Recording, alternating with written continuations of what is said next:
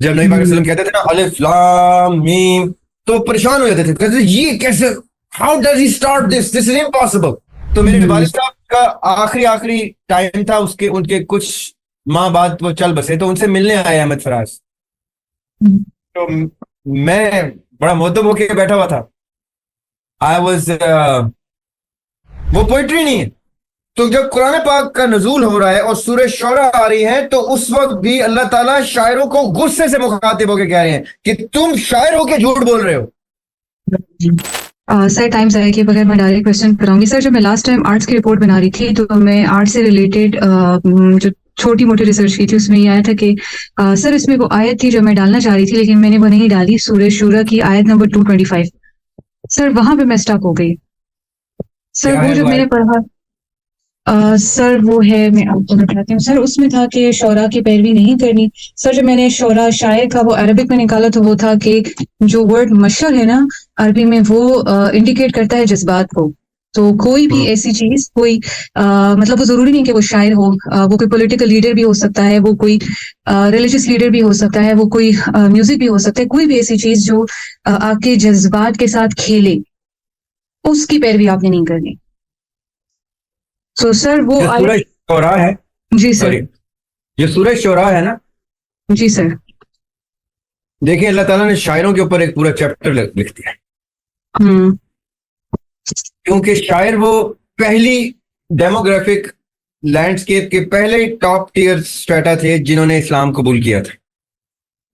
کیونکہ شاعر سب سے پہلے کلام پاک سے امپریس ہوئے تھے کہ یہ انسانی کلام ہو نہیں سکتا, because they understand the poetic leaders of قرآن. جب نبی پاک صلی اللہ علیہ وسلم کہتے تھے نا الف لام میم تو پریشان ہو جاتے تھے, کہتے تھے یہ کیسے, how does he start this is impossible. لیکن قرآن پرٹیکولرلی شاعروں سے بہت سختی سے پیش آیا ہے, اگر آپ نے سورہ شعراء کو غور سے پڑھا ہے. جی سر بالکل. کیونکہ جو جتنا قابل ہوتا ہے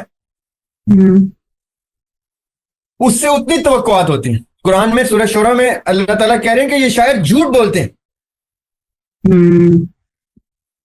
کیا ضرورت ہے ایک باشعور آدمی کو جھوٹ بولنے کی؟ ڈاکٹر اسرار کی جو تفسیر ہے نا سورہ شعراء کی, میں نے بڑے تفاسیر پڑھی. بینگ اے پوئٹ میرے لیے سورہ شعراء کی تفسیر پڑھنی سب سے پہلے واجب ہوئی تھی, باقی چیزیں بعد میں. تو میں نے ابن کثیر کو پڑھا, میں نے ابن تیمیہ کو پڑھا, پھر ابن عربی کو پڑھا کہ یہ سورہ شعراء کو کس نظر سے دیکھتے ہیں. تو جو اس کا کانٹیکسٹ تھا وہ بہت خوبصورت تھا ہر تفسیر میں, اور اتنا خوبصورت کانٹیکسٹ تھا کہ انہوں نے میرے کنفیوژنس کلیئر کی. اور وہ کانٹیکسٹ ہی ہے کہ وہ شاید, میں بھی یہ کہہ رہا تھا ابھی آپ کو تھوڑی دیر پہلے کہ جب سے سخن کو راہبری کی آگہی ملی باقی تمام شعر ہیں لگتے گناہ سے. اگر شاعر بھی اس چیز کو نہ سمجھ پائے کہ اس نے شعر میں کیا کہنا ہے تو اس کے شعور کو باہر پھینک دینا چاہیے, دیوار پہ مار دینا چاہیے, کیونکہ شاعر کا مطلب ہی باشعور انسان ہوتا. اب جب میں ماڈرن ڈے پوئٹری دیکھتا ہوں, اگر آپ کو بھی اتفاق ہو خدا نہ خواستہ دیکھنے کا, میں نے خدا نہ خواستہ جان کے استعمال کیا, نہ دیکھنے کے قابل ہے نہ سننے کے, آپ کہیں گے کہ یار یہ شاعری نہیں ہے. ہم نے ناصر کاظمی کو سنا ہے, ہم نے قتیل صفائی کو سنا ہے, ہم نے احمد فراز کو سنا ہے. یہ ماڈرن ڈے پوئٹس کی بات کر رہا ہوں, اور رومانٹک پوئٹس کی بات کر رہا ہوں. کتنی خوبصورت رومانٹک پوئٹری کی انہوں نے جب کی, کبھی آپ کو وہ بری نہیں سنائی دی. جبکہ میں ذاتی طور پہ رومانٹک پوئٹری کے خلاف ہوں, لیکن اتنی فائن رومانٹک پوئٹری, آپ یقین کریں احمد فراز صاحب آئے میرے والد صاحب سے ملنے, یہ میں نے میرے والد صاحب کی کلیات کے پریفیس میں یہ قصہ لکھا ہے. تو میرے والد صاحب کا آخری ٹائم تھا, ان کے کچھ ماہ بعد وہ چل بسے, تو ان سے ملنے آئے احمد فراز. تو میں بڑا مؤدب ہو کے بیٹھا ہوا تھا. I was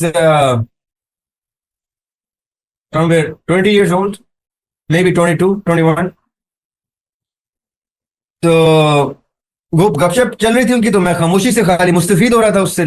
I used to sit down and learn کہ یہ اتنے بڑے لوگ بیٹھ کے گفتگو کرتے ہیں تو سیکھ لو. بیچ میں خاموشی آئی تھوڑی سی تو میں نے کہا فراز صاحب اگر اجازت دیں تو میں آپ سے ایک سوال پوچھوں, اور اگر سوال آپ کو سخت لگے کہ وہ تمیز کے دائرے سے باہر ہے تو آپ اسی وقت رد کر دیجیے گا, اس کو جواب مت دیجیے گا. اب میرے والد صاحب چاہوں گے نا کہ یہ پتہ نہیں کیا بولنے لگا ہے, تو کہتے ہیں پوچھیں. میں نے کہا فراز صاحب آپ اتنی genuine metre wise correct poetry کر رہے ہیں, اتنی جینوئن پوئٹری, لیکن آپ کمرشل پوئٹری کیوں کر رہے ہیں؟ کمرشل یعنی جو بکتی ہے.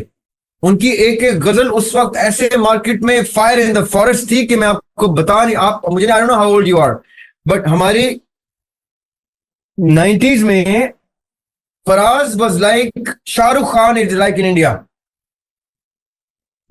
He was that popular. تو وہ ہنسے تو کہتے ہیں ٹرو آرٹ کی طرف آپ کے والد صاحب شاعری کر رہے ہیں نا, تو کمرشل میں بھی کوئی جینوئن شاعر ہونا چاہیے.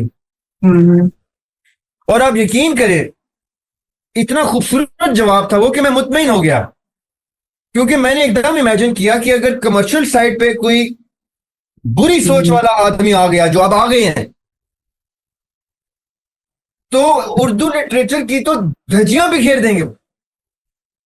اور یہی ابھی ہم وٹنس کر رہے ہیں کہ کمرشل سائٹ پہ صرف تھرڈ گریڈ پوئٹری چل پڑی ہے, وہ پوئٹری نہیں ہے. تو جب قرآن پاک کا نزول ہو رہا ہے اور سورہ شعراء آ رہی ہے تو اس وقت بھی اللہ تعالیٰ شاعروں کو غصے سے مخاطب ہو کے کہہ رہے ہیں کہ تم شاعر ہو کے جھوٹ بول رہے ہو. اور اینڈ میں جا کے اگر آپ سورہ شعراء کی آخری آیات دیکھیں نا تو ادھر تھوڑا ناراضگی اور غصہ اللہ تعالیٰ نے کام کیا, اور ادھر اللہ تعالیٰ تھوڑا سا لحاظ کرتے ہیں پھر شعراء کا کہ this is the angle I am giving you, کہ شاعروں کی شعور پہ جانا ہے, ان کی شاعری پہ نہیں جانا. تو جہاں شعور نظر آئے گا وہ شاعر ہوگا. It's that simple. بٹ جو آپ لکھ رہی ہیں رپورٹ میں اس کو آپ نے اپنی سوچ سے لکھنا ہے. Do not get influenced by anything else. What you think of it, the way it comes to you, the way you perceive it, آپ نے اس طرح لکھنا ہے.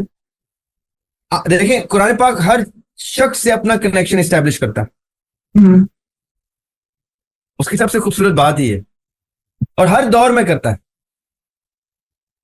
تو آپ کے ساتھ جو کنیکشن اس کا اسٹیبلش ہو رہا ہے اس کو اپنے ساتھ انڈیویجول رکھنا ہے. آپ جیسے جیسے جو صورت آپ سے جس لہجے میں بات کر رہی ہے آپ نے اسی لہجے میں اس کو اتارنا ہے.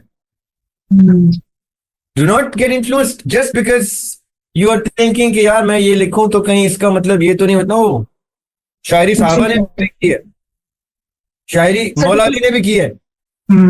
سر پھر کیوں کہا ہے کہ شاعری اور شعراء پیروی کرتے ہیں ان کی بہکے ہوئے لوگ, لیکن سر جو کوالٹی والی شاعری ہے اس کا ذکر کیوں نہیں ہے؟ کیونکہ آپ نے شان نزول دیکھنا ہے نا سورت کا.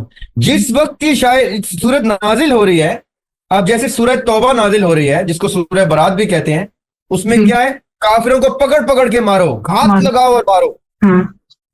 تو اب کیا آپ نے ابھی بھی گھات لگا کے مارنا ہے, پکڑ پکڑ کے مارنا ہے؟ نہیں. وہ اس وقت شان نزول ہے کہ اس وقت شعراء کس ڈگری پہ چلے گئے تھے کہ نعوذ باللہ استغفر اللہ نبی پاک صلی اللہ علیہ وسلم کے اور قرآن کے خلاف باقاعدہ طور پہ ان لوگوں نے ایک لٹریری تحریک چلائی ہوئی تھی. آپ سمجھ لیے اللہ تعالیٰ کا کلام آ رہا ہے, نبی پاک صلی اللہ علیہ وسلم لے کے جا رہے ہیں تو کہتے تھے اچھا. مخالفین شعراء کو پکڑتے تھے فائنسٹ, کیا اس کے کاؤنٹر میں اللہ تعالیٰ کہہ رہے بنا کے لاؤ ایک بھی آیت ایسی. قرآن میں اللہ تعالیٰ نے کہا تم شاعر اٹھا رہے ہو, اپنے فائنسٹ شاعر اٹھا رہے ہو, اٹھاؤ اور لکھو ایک بھی آیت, ایک سورت بنا کے لاؤ ایسے. تو وہ اس وقت کاؤنٹر میں آ گئے تھے شعراء. صحیح. تو اللہ تعالیٰ نے کہا پھر ٹھیک ہے یہ بات ہے, تو پھر ایک طرف میرا کلام ہے اور ایک طرف تمہارا کلام ہے, دیکھتے ہیں نا.